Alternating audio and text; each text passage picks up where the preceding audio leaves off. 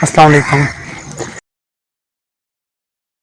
अभी तक हमने अपने वेब डेवलपमेंट के कोर्स में ए टैग और एच टैग के बारे में देखा था और साथ ही साथ हमने नैव को भी डिज़ाइन किया था थोड़ा बहुत। तो इस तरह हम अब अपने अगले टॉपिक की तरफ बढ़ते हैं और वो हमारा होने वाला है लिंक्स एंड इमेजेस के किस तरह हम लिंक्स और इमेजेस के साथ डील करते हैं। और मैं आपको ये बताना चाहूँगा कि जैसे जैसे हम आगे बढ़ रहे हैं तो इस तरह से मैं अपनी स्पीड थोड़ी सी तेज़ करूँगा, क्योंकि HTML तो एक बहुत ही स्ट्रेट फॉरवर्ड सी चीज़ है, लेकिन जो कंसेप्ट आएंगे CSS के तो वो मैं आपको बहुत ही अच्छे तरीके से सिखाऊंगा। तो सबसे पहले हम बॉयलर प्लेट लगा लेते हैं। तो मैं आपको ये भी बता दूं कि बॉयलर प्लेट होती क्या है। बॉयलर प्लेट है जो ये टेम्पलेट होता है हमारा, इसको हम बॉयलर प्लेट कहते हैं। यहाँ पे मैं लिख दूंगा लिंक्स एंड इमेजेस और उसी के साथ साथ मैं बॉडी में आ जाता हूँ और उसी में हम मेन कोडिंग करेंगे।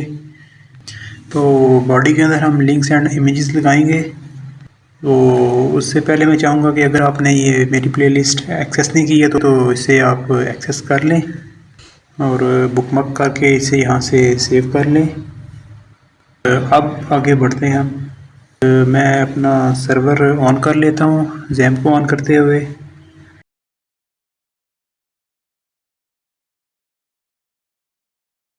तो मैं यहाँ पे एक वेबसाइट बनाना चाहता हूँ जिसमें कि मैं अपने सारे के सारे इम्पोर्टेंट लिंक्स एम्बेड करना चाहता हूँ। तो मैं एंकर टैग का इस्तेमाल कर सकता हूँ। तो मैं जैसे ही लिखूँगा और टैब का बटन प्रेस करूँगा तो ये एक रेफरेंस बना देगा href से।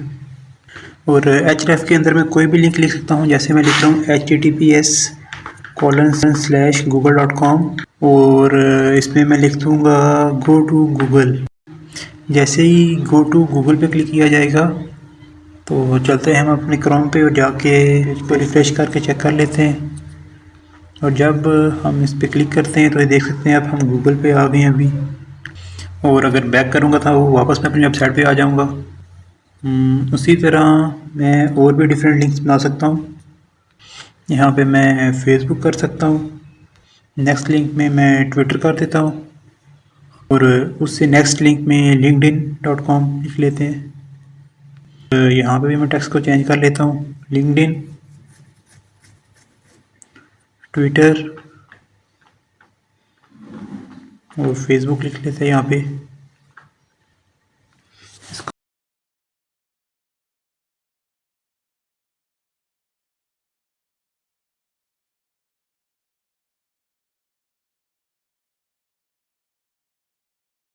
इसको करने के बाद मैं क्रोम पे चलता हूँ और अपने पेज को रिफ़्रेश कर लेता हूँ। अब देख सकते हैं मैं गूगल पे क्लिक कर रहा हूँ और ये गूगल पे जा रहा है। फेसबुक पे करूँगा तो ये फेसबुक पे जाएगा। उसी के साथ साथ ट्विटर पे करूँगा तो ये ट्विटर पे जाएगा।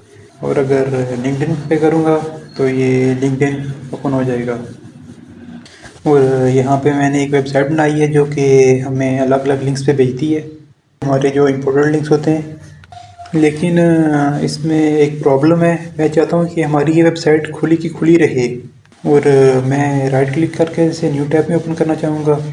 इस तरह मैं राइट क्लिक करके बार बार न्यू टैब ओपन करना नहीं चाहूँगा। मैं चाहूँगा जब इस किसी भी लिंक पे क्लिक किया जाए तो खुद ही उस लिंक के मुताबिक नया टैब ओपन हो जाए। बस एक एट्रीब्यूट होता है।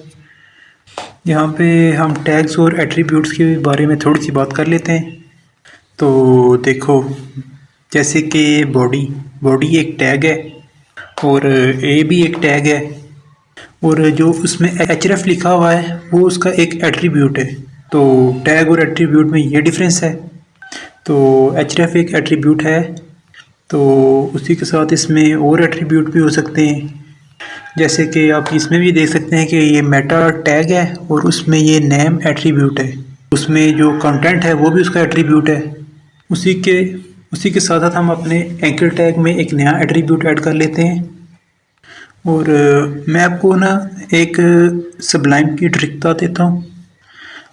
आप अपने कीबोर्ड में ऑल्ट की दबाएं और उसके बाद आप जहाँ जहाँ क्लिक करेंगे वहाँ पे एक नया कर्सर बन जाएगा। और आप जब टाइप करेंगे कुछ भी तो वो उन सब जगह टाइप होगा। तो आप वहाँ पे कुछ इस तरह से ऐड कर दें, target is equal to underscore blank. अब ये टाइप कर दें जो मैंने टाइप किया है। और ये करने से क्या होगा, ये टारगेट एक एट्रीब्यूट होता है जो कि क्या करता है, नई टैब में आपको वेबसाइट ओपन करवाता है। जैसे कि हम ये क्रोम पे जाके देख लेते हैं, एक बार पेज को रिफ़्रेश कर लेते हैं। अब क्लिक करते हैं गूगल पे, तो देखें ये नई टैब में खुल रहा है गूगल अभी। इसी तरह आप देख सकते हैं मैं फेसबुक पे क्लिक कर रहा हूँ तो ये भी नई टैब में खुल रहा है। और इसी तरह हम ट्विटर को भी चेक कर लेते हैं, तो ये भी आप देख सकते हैं ये भी नई टैब में खुल रहा है। तो ये जो लिंक्स थे ये हमारे एक्सटर्नल लिंक्स थे, हमारी एक्सटर्नल साइट्स को लिंक करते थे। हम अपने इंटरनल लोकल लिंक्स को भी यहाँ पे रख सकते हैं। एंकर टैग के आगे ब्रेकर टैग भी लगा लेते हैं ताकि हमारी जो ये एक लाइन में आ रहा था वो डिफरेंट लाइन में आए। तो आप लोग कुछ इस तरह से BR टैग लगा दें। तो क्रोम में जाके देख लेते हैं, पेज को रिफ़्रेश करते हैं तो देखें ये अब डिफरेंट लाइंस में आ रहा है। तो BR लगाने से देखें ये थोड़ा सा ना ब्यूटीफुल नज़र आ रहा है। अब मैं यहाँ पे क्या कर सकता हूँ, यहाँ पे मैं अब इंटरनल लिंक भी लगा सकता हूँ।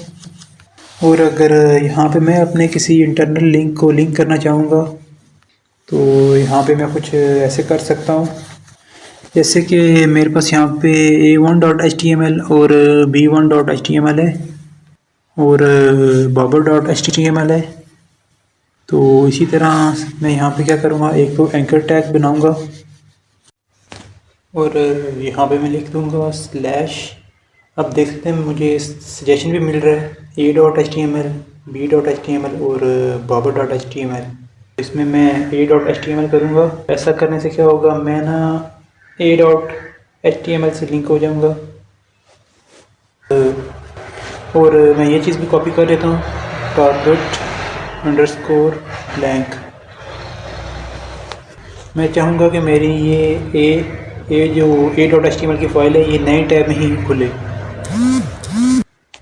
तो जब मैं क्रोम में चलते हैं और जाके रिफ़्रेश करते हैं पेज को, देखें और यहाँ पे A लिखा और हम इस पर क्लिक करते हैं तो देखें ये नए टैब में खुल गया।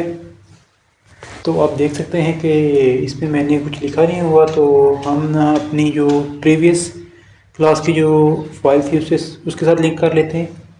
यहाँ पे हम ओपन कर लेते हैं index.html और उसको एंकर टैग में एड्रेस भी इंडेक्स का दे देते हैं, index.html।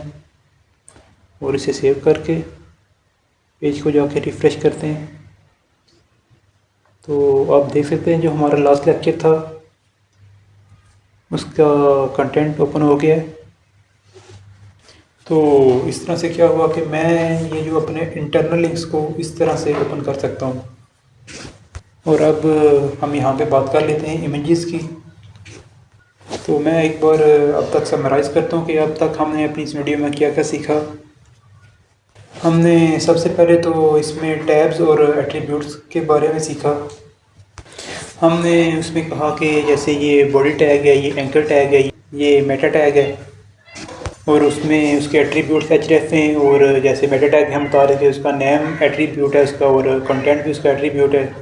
इसी तरह एंकर टैग में हमने एक नया एट्रीब्यूट बनाया है टारगेट के नेम से। और उसके बाद हम अब यहाँ पे क्या करते हैं, हम अपनी इमेजेस को देख लेते हैं। इमेज को इंसर्ट करना बहुत ही सिंपल है। आपने img लिखना है और टैब को प्रेस करना है। तो उसने टैब दबाने से हमारा पूरा इमेज का लेआउट बन गया बहुत ही। इसमें हम सबसे पहले देख लेते हैं हमारा src क्या है। हमारा src है जो है ये सोर्स है कि हमारी इमेज कहाँ पे पड़ी हुई है, उसकी लोकेशन देनी है हमने इसको। या तो हमारी इमेज वो इंटरनेट पे पड़ी होगी या फिर हमारे लोकल में पड़ी होगी। और अगर वो इमेज हमारे लोकल में है तो उसके लिए हमें क्या करना पड़ेगा, हमारी जो इमेज है हमें अपने इस सेक्शन में रखना पड़ेगा। यानी कि हमारा XAMPP का जो फ़ोल्डर है उसमें जो हमने फ़ोल्डर बनाया था htdos के अंदर HTML का, उस HTML के फ़ोल्डर के अंदर उस इमेज को प्लेस करना पड़ेगा। अगर आप उसको कहीं और रखना चाहते हैं तो हमें उसके लिए फिर पूरा पाथ देना पड़ेगा, यानी कि जैसे हम उसको इमेज को डी में रख रहे हैं तो उसके लिए डी का पाथ देना पड़ेगा, तो ये क्वाइट डिफ़िकल्ट रहता है। और ऑल्ट का मतलब क्या है, अगर ये इमेज अपलोड नहीं हो पाया तो उसके लिए हमने फिर क्या टेक्स्ट दिखाना है। तो इसमें मैं लिख देता हूँ error in loading image. Most of the cases में हम ये एरर लोडिंग इमेज नहीं लिखते, हम कुछ ऐसी इंफॉर्मेशन लिखते हैं जो कि यूज़फुल हो हमारे लिए। तो जैसे कि अगर किसी का इंटरनेट स्लो है और उसकी इमेज लोड नहीं हो रही तो उसको वो ये वाला एरर नहीं दिखाएगा। तो जैसे कि मैं यहाँ पे लिख लेता हूँ अपने src में सोर्स के टैग में a.jpg। तो अब क्रोम में जाकर देखते हैं तो देखिए यहाँ पे लिखा आ रहा है एरर इन लोडिंग इमेज। ये ऐसे क्यों हो रहा है, क्योंकि हमारी ऐसी कोई इमेज उस फोल्डर में है ही नहीं। और अब यहाँ पे मैं करने क्या वाला हूँ, यहाँ पे मैं एक नया इमेज टैग ले लेता हूँ और ये टैग लिखने के बाद इसके मैं src में क्या देने वाला हूँ, एक इसमें मैं एक कोई रिमोट इमेज दे देता हूँ। और इसमें और में आप कुछ भी लिख सकते हैं। आप और में जो भी लिखोगे वो तब बस होगा जब हमारी इमेज लोड नहीं होगी। तो हम सबसे पहले अपने रिमोट इमेज का लिंक लगा लेते हैं पहले हमें src में। तो हम उसके लिए चलते हैं अपने गूगल पे google.com और यहाँ पे कोई भी इमेज पिक कर लेते हैं। जैसे हम यहाँ से लिख लेते हैं फ्लोर और इस पर हम राइट क्लिक करके इसका लिंक कॉपी कर लेते हैं और जाके हम अपने सबलाइम में जाके पेस्ट कर लेते हैं src पेस्ट, सेव किया और जाके ब्राउज़र चेक करते हैं। ये देखिए हमने यहाँ पे क्लिक किया इसके सोर्स पे तो ये इसका ये फ्लोर की पिक्चर सामने आ रही है जो हमने गूगल से पिक की थी। यहाँ पे मैं एक चीज़ खुद बोलूँगा कि ये वेबसाइट बहुत अगली दिख रही है, बिल्कुल भी अच्छी दिखाई नहीं दे रही। और हम लोग अभी यहाँ पे HTML को सीख रहे हैं, तो आप लोग बिल्कुल भी ऐसा मत समझना कि फ्यूचर में भी हमारी वेबसाइट्स ऐसी ही होंगी।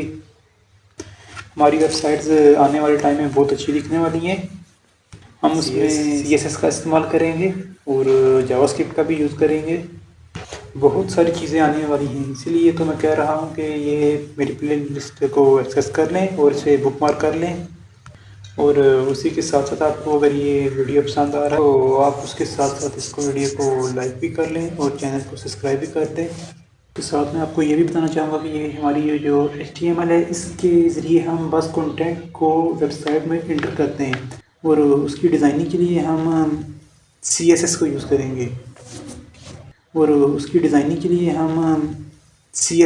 करेंगे आई होप आप लोगों को ये बात समझ में आ गई होगी।